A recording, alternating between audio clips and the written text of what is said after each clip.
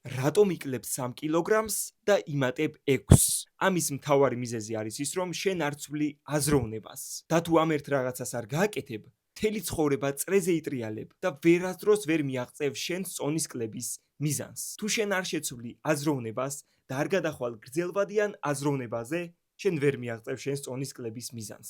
თუ შენ კონკრეტული თარიღისთვის გინდა დაიკლო წონაში, მნიშვნელობა არ აქვს ეს იქნება 5 კილო, 10 კილო თუ 15 კილო. შენ იმ კონკრეტული ვადისთვის აკეთებ იმ კონკრეტულ რაღაცებს, რითაც გინდა რომ დაიკლო წონაში, მაგრამ იმის შემდეგ უკვე აღარ იცი როგორ შეინარჩუნო მიღებული შედეგი. რადგან შენ ყურადღებას არ აქცევ შენს კვების რაციონს, შენს ძილს, შენს ფიზიკურ აქტივობას, შენს სტრესის ფონს და ასე შემდეგ.